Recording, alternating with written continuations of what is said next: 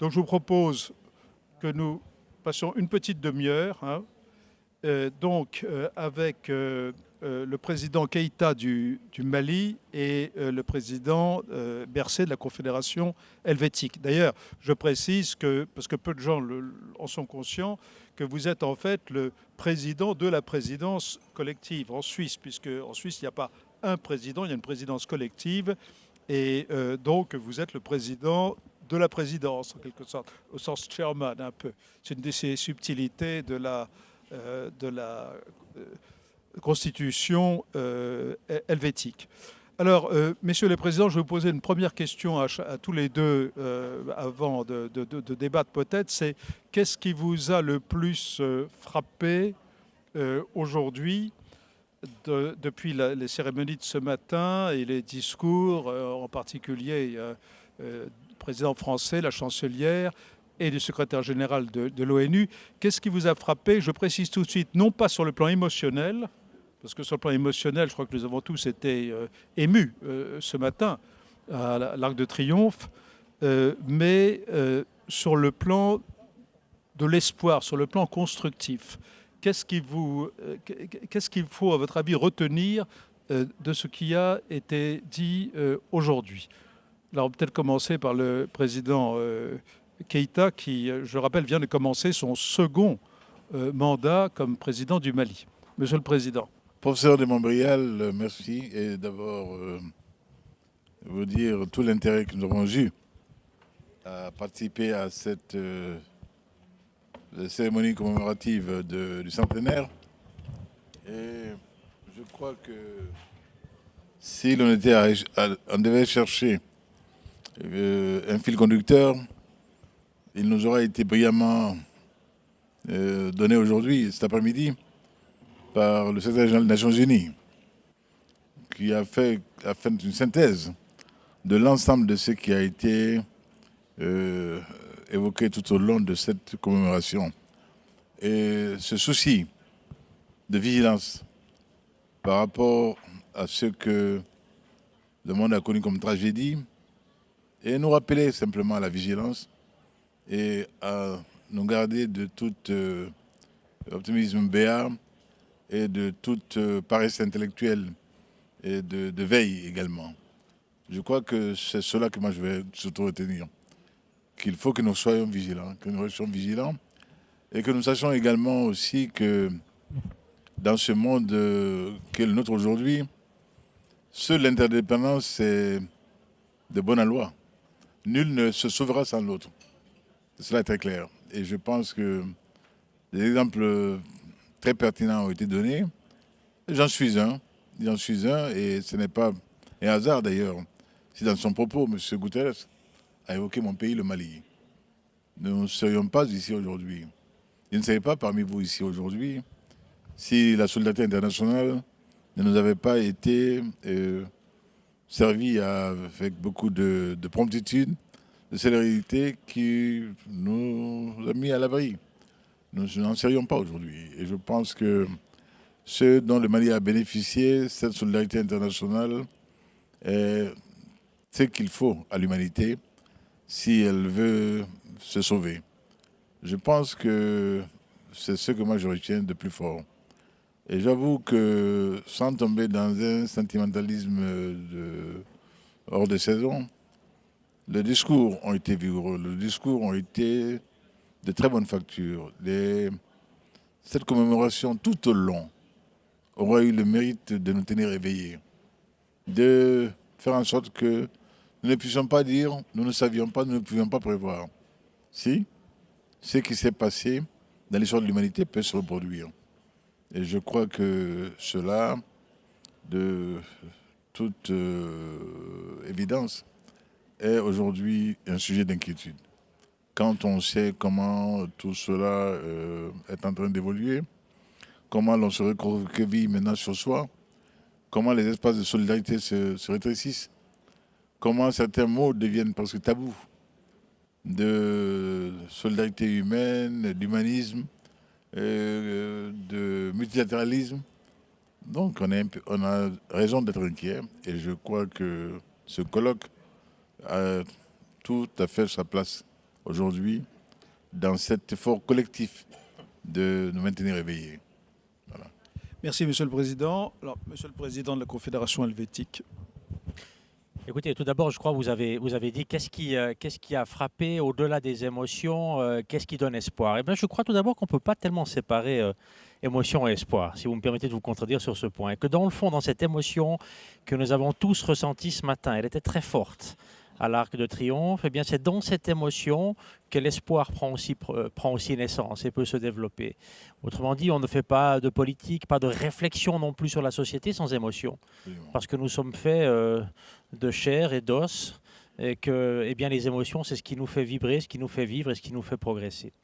Et ce qui m'a beaucoup frappé aujourd'hui, et ça paraît presque banal de le dire, eh bien, c'est qu'on a beaucoup parlé aussi de l'avenir. On a rendu hommage au passé, à ceux qui se sont battus, à ces pays, ces générations qui ont été laminés pour, dans le fond, peut-être, qui ne savaient pas très bien pourquoi ils se battaient, mais qui nous a permis de prendre conscience de l'importance de la paix, de la stabilité et de la coopération.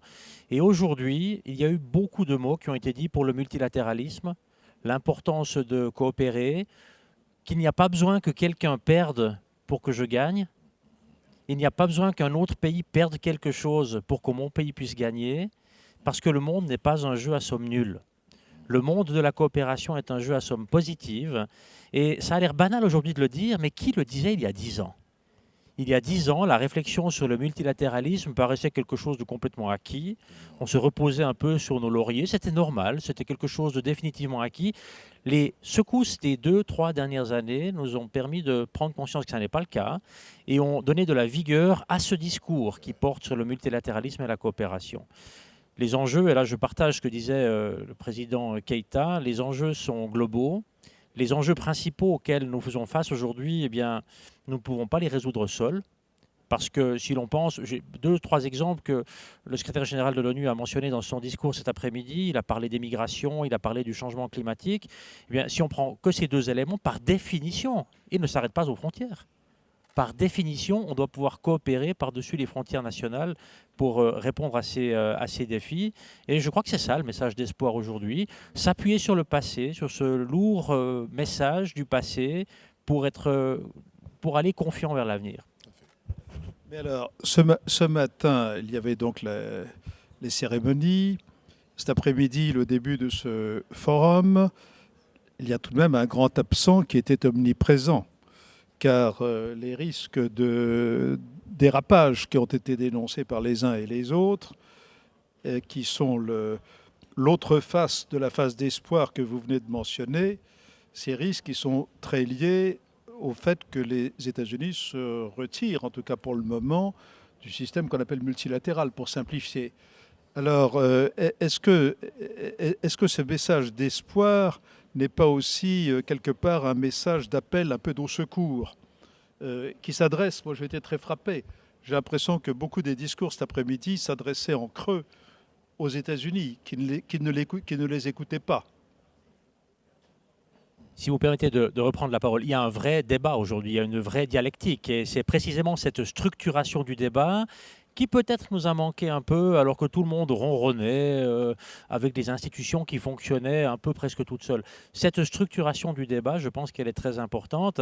Prenons l'exemple de l'accord de Paris sur le climat, dans lequel le président Trump a annoncé vouloir s'en distancier ou en sortir. C'était probablement le meilleur moyen pour pousser tous les autres à prendre parti, à dire ce qu'ils en pensaient, et y compris d'ailleurs aux États-Unis. Et peut-être que c'est, in fine, sans vouloir renverser complètement la vapeur, peut-être une manière d'avoir dit, en fait, c'était peut-être un soutien à la fin à cet accord, parce que tout le monde a dû vraiment s'engager pour lui, et aujourd'hui on en parle comme d'un immense enjeu. Donc oui, bien sûr, il y a un débat. Ce débat, il est vif, il est entre l'ouverture et le repli, entre est-ce que quelqu'un doit perdre pour que je gagne ? Moi, je dis non, il n'y a pas besoin que quelqu'un perde pour que mon pays gagne. D'autres voient ça différemment. Eh bien, ça doit nous permettre de remettre un peu de l'ordre dans ce débat. Et peut-être, c'est peut-être le moment aussi, 70 ans après, ou 70 ans, pardon, on va parler en français, après la déclaration des droits de l'homme, adoptée ici à Paris en 1948, un peu plus de 70 ans après la fin de la Deuxième Guerre Guerre mondiale, peut-être le moment de donner un nouveau souffle à ce multilatéralisme. Et c'est possible que le climat actuel soit porteur de cela. Moi, je Monsieur Keïta, oui. crois que aujourd'hui, à ce forum, les États-Unis n'étaient pas. Oui, cet après-midi, les États-Unis n'étaient pas là, mais tout au long de la soirée hier, ces choses ont été dites, presque avec la même vigueur, dans les mêmes termes. Et, bien sûr, bien sûr. Et je ne l'ai pas bien regardé, mais je crois que ce qui devait être dit a été dit, pas dans les mêmes termes, avec une très courageuse, sans nuance, et je crois que cela est important. Par contre, hier, un autre partenaire n'était pas là, mais qui était là aussi aujourd'hui. Donc l'un dans l'autre, je pense que ce qui doit être dit et être entendu par les oreilles qui doivent les recevoir, ces oreilles les ont entendues. Et je pense que c'est une bonne chose. Vous l'avez dit également, je pense que la part prise aussi par la jeunesse dans la célébration a été quelque chose que j'ai noté, que j'ai remarqué. Cela est très très important, très très sain. Tous ces élèves qui sont venus décliner, et qui sont venus réciter, qui sont venus lire les textes de mémoire utiles à notre édification et qui avaient du sens. Je pense que ça, c'est porteur d'avenir. Donc, nous n'avons pas été seulement dans un passéisme de contemplation, nous avons également fait une projection dans l'avenir pour que cette jeunesse dont le sort est un jeu, c'est son avenir dont il s'agit, que cette jeunesse-là sache de quoi il retourne et partage déjà aujourd'hui ce souci-là, que nous sommes en train tout doucement, si nous ne prenions garde, de nous écarter de ce qui a fait ces dernières années et depuis la fin de la Seconde Guerre mondiale, qui a fait le succès de tout ce qui a été réussi, de la conférence de San Francisco aujourd'hui. Le monde a connu une relative paix grâce aux Nations Unies, grâce donc au multilatéralisme. Qu'aujourd'hui cela soit remis en cause ne peut cesser d'inquiéter. Je crois que c'était bon que cela soit dit, et ça a été dit de la manière la plus convaincante possible. Et je crois que dans aucun pays du monde aujourd'hui, le message qui a été émis depuis Paris ne sera inaudible. Surtout, y compris aux États-Unis. C'est cela important. C'est ça qui importe. Bien, je vous remercie. Alors maintenant, je voudrais profiter de la présence au fond de chefs d'État de deux pays profondément différents. Je veux dire par là que nous en disions quelques mots, Monsieur le Président Berset, avant de commencer cette séance. La Suisse, pour quiconque s'est penché un tout petit peu sur l'histoire de la Confédération helvétique, est une construction hautement improbable, mais qui finalement, après quelques siècles, a donné un État unique sur de nombreux plans, mais unique d'abord dans son unité, unique, si je puis dire, dans son unité. Et donc on peut espérer que cette unité est durable. Le Mali, par contraste, c'est un pays dont l'unité semble encore fragile, en tout cas vue de l'extérieur. Et cette fragilité, d'ailleurs, explique aussi, contribue à expliquer l'instabilité de la région dans son ensemble. Et elle potentialise en quelque sorte toutes les menaces qui se manifestent aujourd'hui au Sahel. Alors, je voudrais demander à chacun de vous, en commençant peut-être par le Mali, Monsieur le Président Keïta, vous venez d'être réélu, donc vous avez 5 ans à peu près devant vous. Comment est-ce que, quand vous vous endormez le soir, ou peut-être le soir de votre réélection, qu'est-ce que vous aimeriez pouvoir dire lorsque s'achèvera votre mandat en 2023 et pas seulement quel est votre rêve, mais qu'est-ce que vous pensez faisable pour que la situation dans votre pays et au Sahel, plus généralement, soit significativement améliorée? Et quelle contribution pensez-vous vous-même pouvoir apporter? Cher professeur, je n'ai pas hérité. On est en démocratie. Je ne suis pas devenu aux affaires dans un pays tout à fait normal en 2013. Ce pays était pratiquement par terre. l'État n'existait que de nom. Et je pense que cette faiblesse insigne de l'État avait ouvert la porte à toutes les dérives possibles, y compris ce que nous avons connu comme agression terroriste. Et nous avons tâché, nous avons essayé au long des 5 ans qui se sont écoulés, de reconstruire l'État malien, de construire un État au Mali, digne de ce nom. D'abord par la mise en place d'un outil de décision politique dans un espace en insécurité comme celui du Mali, une force armée qui soit une force armée réelle, pas de conquête territoriale ou pas d'agression, non, mais simplement de défense territoriale et de capacité de contribution à la lutte collective contre le terrorisme. Nous l'avons pratiquement réussi cela. Nous avons aujourd'hui une armée qui est réputée tenir la route, qui est l'objet des soins de monde entier. Tous nos amis y participent. L'Union européenne, à travers l'EUTM, European Union Training Mission, y contribue. Au plan bilatéral, nous avons des contributions fort efficaces de pays comme la France, d'autres pays, et là, y compris les États-Unis d'ailleurs, nous aident à faire que notre armée nationale tienne la route. Nous avons également compris le lien très net entre le terrorisme, le djihadisme et tout cela, et certains déficits économiques et sociaux. Pourquoi nous négligeons pas non plus les tâches de développement? Et nous avons, dans le cadre de ce qu'on appelle l'Alliance pour le Sahel, aujourd'hui, en même temps que notre alliance collective de défense au sein du G5 Sahel, dans lequel le G5 Sahel, organisation de défense commune qui regroupe la Mauritanie, le Tchad, le Niger, le Burkina et le Mali, qui nous a permis de mutualiser nos capacités, qui individuellement sont dérisoires. Nous avons une capacité aujourd'hui collective au niveau de la force, grâce à la force conjointe du G5 Sahel, de défense collective, mais nous avons compris également qu'il nous fallait également réussir le développement intégré de nos pays. Et nous avons ainsi, nous au Mali, grâce à nos efforts internes, mais aussi avec l'intégration de nos économies et de nos États et des capacités offertes par la coopération internationale, nous avons réussi aujourd'hui à nous hisser à la 3e place de l'Union économique et monétaire ouest-africaine. C'est pas peu, dans le contexte où nous sommes aujourd'hui. Le Mali est la 3e économie aujourd'hui de l'espace UEMOA, après la Côte d'Ivoire et le Sénégal. En termes constants, nous avons au sein de l'UEMOA des critères de convergence économique. L'encours de la dette, l'inflation, le déficit budgétaire.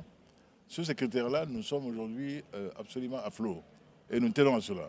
Donc nous avons également, avec le Fonds monétaire international et la Banque mondiale, une coopération qui est réputée positive. Le Mali tient la route, le Mali tient ses engagements et nous avons également un code des investissements qui semble attractif parce que nous avons un pays qui est un pays aujourd'hui réputé au plan de certaines productions telles que l'or. Le coton, nous sommes les premiers producteurs au sud du Sahara aujourd'hui. Nous avons également réussi la prouesse de mettre notre pays à l'abri de problèmes de sécurité alimentaire en ayant nos greniers pleins. Nous avons eu cette année près de 9 millions de tonnes de céréales. Ce n'est pas rien non plus. Nous sommes 3e producteur d'or après l'Afrique du Sud et le Ghana. Premier producteur de coton au sud du Sahara. Mais il y a un mais, c'est que ce coton-là, qui place le Mali en tête, n'est pas suffisamment traité à l'intérieur. Il n'y a que 2% de notre coton qui soit traité au niveau industriel au Mali. C'est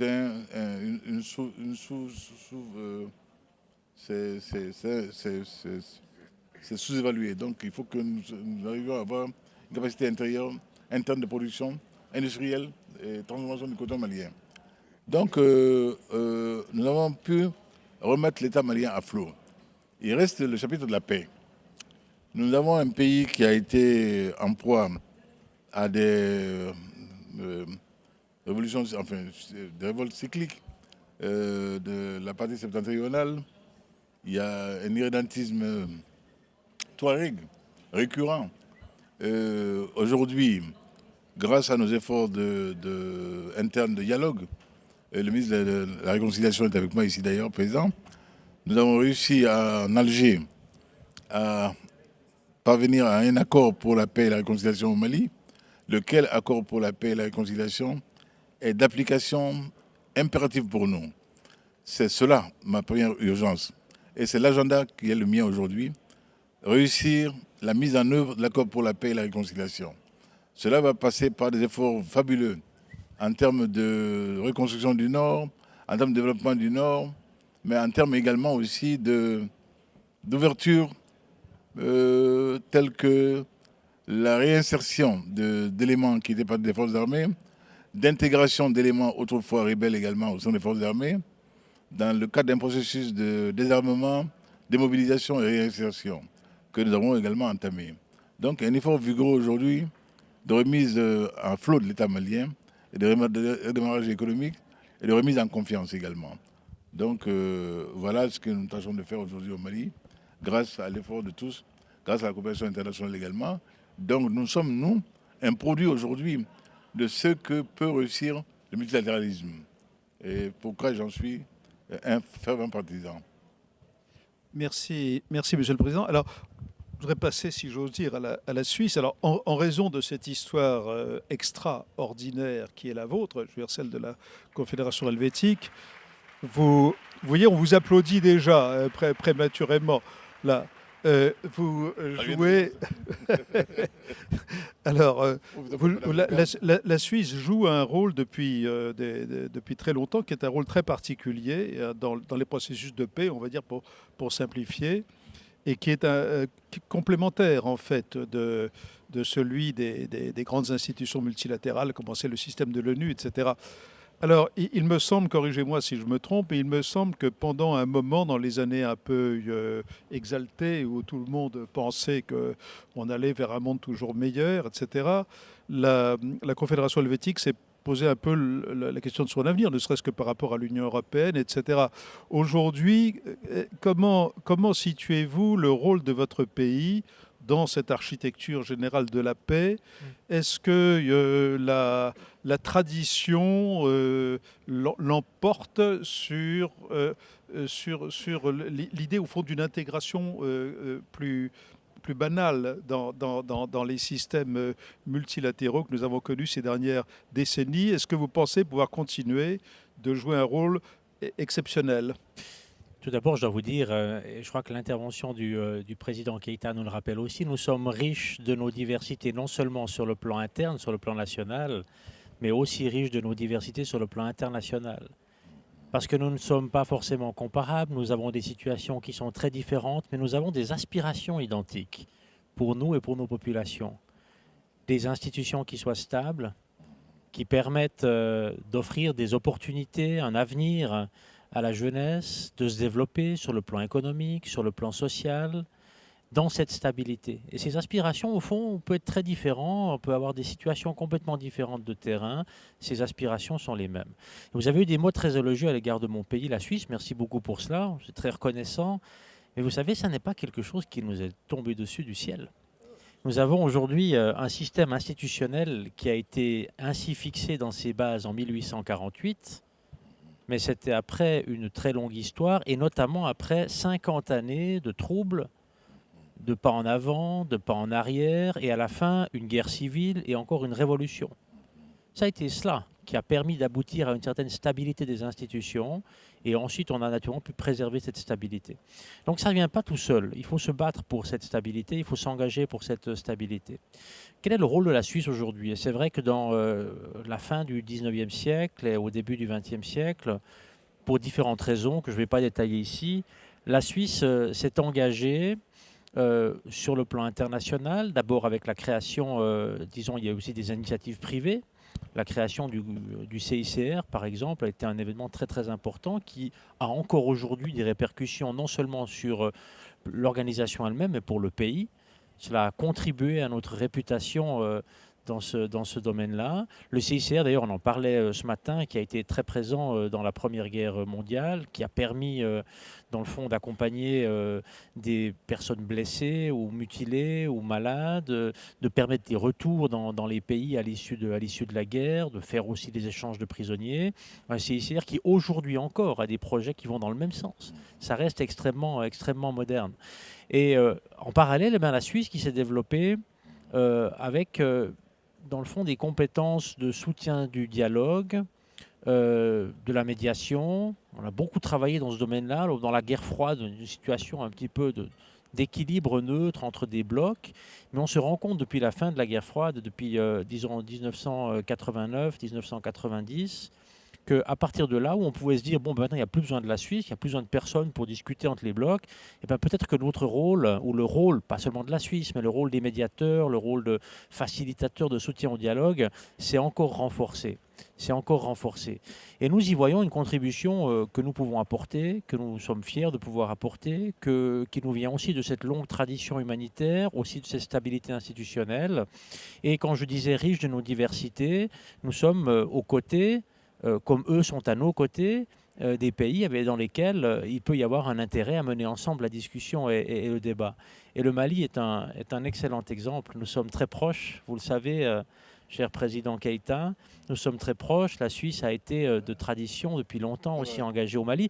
Alors avec nos moyens, qui sont des moyens toujours tournés vers le dialogue, la facilitation, la recherche de compromis pour la paix, et notamment, c'est pas, je crois, important, mais qu'on ne fait jamais seul. Il faut être très modeste avec tout cela, toujours, mais c'est pas auquel nous avons pu contribuer avec vous, avec le Mali, durant les années récentes. Et je crois que c'était une des manières d'accompagner un processus qui peut aboutir à la paix entre le Nord, les groupes du Nord dont vous avez parlé, et le gouvernement. Et ça, eh bien, nous sommes très fiers de pouvoir le faire. Et ça nous rappelle aussi une chose. Je parlais tout à l'heure de ces grands défis qui aujourd'hui sont globaux. J'ai mentionné le changement climatique, la migration, pour donner un exemple. Mais en parallèle, qu'est-ce qu'on constate? C'est que les conflits armés ou le terrorisme sont souvent internes au pays. Ils sont internes. C'est de plus en plus des conflits internes, de moins en moins par rapport à il y a une cinquantaine ou une centaine d'années, des conflits internationaux. Et donc ça a changé aussi le rôle que peut avoir la Suisse dans ce cadre-là. Et c'est la raison pour laquelle, eh bien, nous observons tout cela de très près. Et je crois le cas du Mali, et vous avez mentionné ces progrès très importants réalisés ces dernières années. Eh bien, je crois que si la communauté internationale, si les pays engagés à vos côtés peuvent, dans le fond, accompagner de tels processus, comme nous avons besoin aussi d'autres pays pour accompagner nos propres réflexions et nos propres travaux, eh c'est exactement ça, une coopération bien pensée et positive sur le plan international. Et c'est à cela, et je dois le redire, je crois qu'on est d'accord sur ce point, c'est à cela aussi que servent les institutions internationales. L'ONU n'existe pas sans ses membres. Et d'ailleurs, le secrétaire général de l'ONU l'a dit clairement aujourd'hui. C'est un message fort qu'il a passé aujourd'hui. Ça n'est pas une entité qui flotte au-dessus des États. C'est une entité composée des États qui s'engagent pour elle. Parce que nous avons besoin de règles claires et stables sur le plan international. Et donc, s'engager sur le plan multilatéral, ça n'est pas du tout s'engager pour un machin qui flotte, pardonnez l'expression, c'est s'engager au contraire pour des règles claires et stables qui permettent à chacun d'entre nous de nous développer de la meilleure des manières possibles. Je vous remercie. Alors, est-ce qu'on peut prendre 5 minutes encore? Parce que ça dépend un peu de votre... Je voudrais maintenant peut-être demander s'il y a... prendre une ou deux questions. Est-ce que quelqu'un souhaite... Monsieur Thomas Gomard. Oui. Je vous prête mon micro.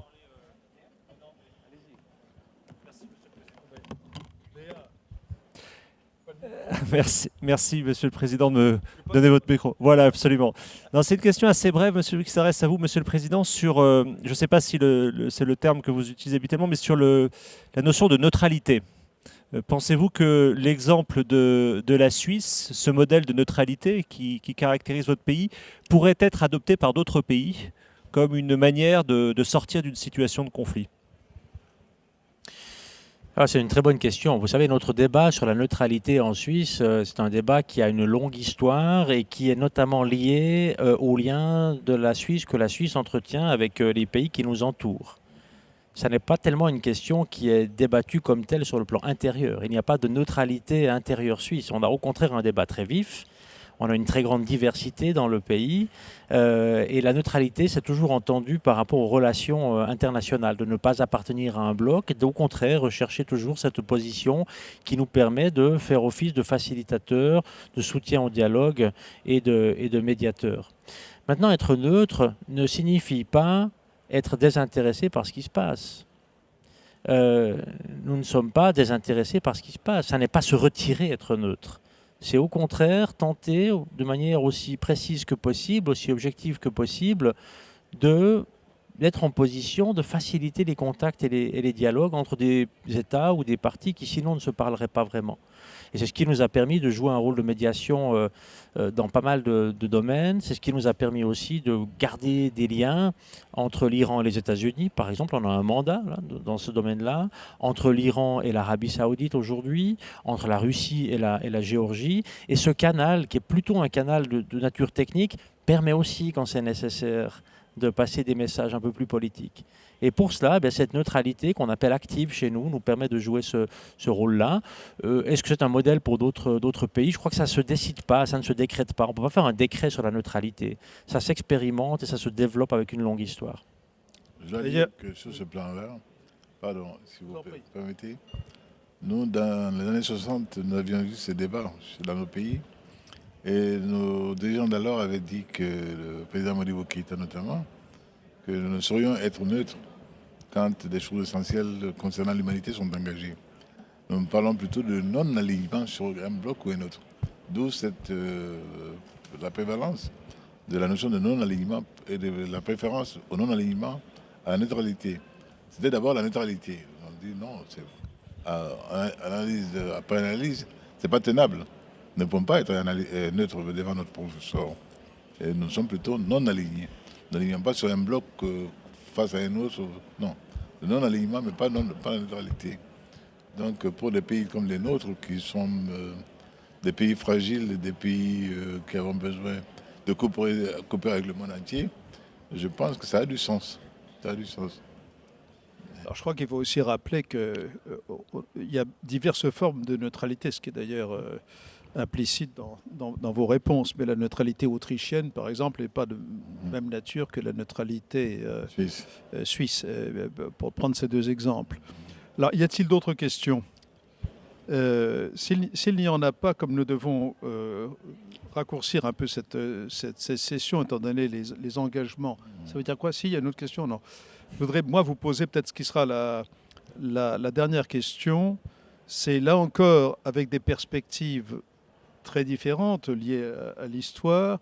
Comment voyez-vous, qu'attendez-vous l'un et l'autre de l'Union européenne dans les années qui viennent face au phénomène que je crois être le phénomène dominant des décennies qui viennent sur le plan géopolitique, au-delà des terrorismes et des péripéties fort graves d'ailleurs actuelles, c'est-à-dire la rivalité entre les États-Unis d'Amérique et la Chine pour la primauté, puisque c'est de ça dont il s'agit en définitive. Alors, est-ce que vous attendez quelque chose de spécifique de la part de l'Union européenne, je dis bien l'Union européenne, donc, à laquelle, jusqu'à nouvel ordre, la Suisse n'appartient pas. Et ceci, vous voyez bien, on parle beaucoup actuellement de la défense européenne, enfin on en reparle de diverses manières. Alors qu'est-ce que vous attendez de l'Union européenne, disons, dans les 20 ou 30 ans qui viennent? Pourquoi 30 ans? J'ai une raison très précise de dire 30 ans. Parce que dans 30 ans, nous serons à une année près, en 2049, ce sera le 100e anniversaire, ce sera aussi un 100e anniversaire, celui de la révolution en Chine, de l'accès de Mao Tse-tung au pouvoir. Et la Chine aujourd'hui a un objectif qui est quasiment ouvert aujourd'hui, ils le disent, c'est celui d'être la première puissance mondiale à ce moment-là. Donc ce n'est pas totalement arbitraire. Monsieur le Président Keïta. Monsieur le professeur, vous savez, aujourd'hui, incidemment, nous avons évoqué une mémoire très forte, celle du professeur Marcel Merle. Je me souviens qu'il nous avait fait faire une enquête sur les flux culturels ayant transité par la France dans le courant d'une année académique. On l'avait fait avec l'Académie diplomatique internationale. Et c'est là qu'on se rend compte de la solidité des liens culturels comme fondement de relations entre les pays. nos liens avec l'Europe sont imposés par la géographie, par l'histoire. Et cela nous fait très proches. Et nous l'avons senti également quand le temps de la tourmente fut venu. Nous avons vu à nos côtés l'Europe. Elle est là et elle est présente dans le domaine économique, dans le domaine de la défense et dans le domaine également aussi économique. Et les accords de Lomé, Cotonou sont passés par là. Et au plan multilatéral comme au plan bilatéral, nous avons une coopération très heureuse avec les pays européens. Et nous souhaitons que cela se poursuive et pour le grand bénéfice des deux parties. Nous nous connaissons et c'est pas hier. Nous avons également compris que cette communauté de destin était très forte dans la projection de nos relations futures au plan international. Pourquoi nous y tenons beaucoup. En tout cas, pour notre part, avec tous les pays européens, dans le cadre de la relation avec l'Union européenne de manière générale, notamment le cabinet de Mme Mogherini, mais au plan bilatéral également, avec chacun des États, nous avons des relations assez suivies. Et nous suivons cela, nous souhaitons que cela se poursuive. Nous avons le sentiment également que nos espoirs et nos craintes sont les mêmes. Nous avons les mêmes soucis, les mêmes préoccupations partagées et donc la même manière d'envisager les solutions d'avenir. Cela également est très fécondant. Merci beaucoup, M. Berset. C'est toujours un petit peu délicat de demander à un président suisse ce qu'il attend de l'Union européenne, parce qu'on a une relation qui est assez... Ça, j'ai employé des particulière, circonvolutions. J'ai bien compris. Non, écoutez, ce qu'on peut attendre de l'Union européenne, mais ça, j'imagine les pays européens, les pays extra-européens, ou un pays européen mais non membre de l'Union européenne comme la Suisse, je crois que c'est à peu près la même chose. C'est de la stabilité, de la fiabilité, de la justice sociale, mais aussi sur le plan international. Et c'est peut-être de porter, pas seul, aussi avec d'autres, mais de porter haute les couleurs d'un modèle qui veut que le développement économique, que les perspectives d'avenir pour la jeunesse aillent de pair avec des valeurs comme la démocratie, comme les droits de l'homme, parce qu'il y a aussi d'autres modèles qui se développent. Vous en avez aussi mentionné quelques exemples. Et je crois que dans ce cadre-là, si on peut attendre une chose de l'Union européenne, c'est de baser sur ces valeurs, de porter très haut ces couleurs. Eh bien, écoutez, vous voulez un dernier mot, M. Keïta? Non, simplement que Ça va? nous avons passé une merveilleuse journée et que tous les espoirs sont permis. Tous les espoirs. Il n'y a aucune place pour le pessimisme. Nous reportons des paris avec beaucoup d'optimisme. Voilà, écoutez, je crois que c'est très important. Merci infiniment.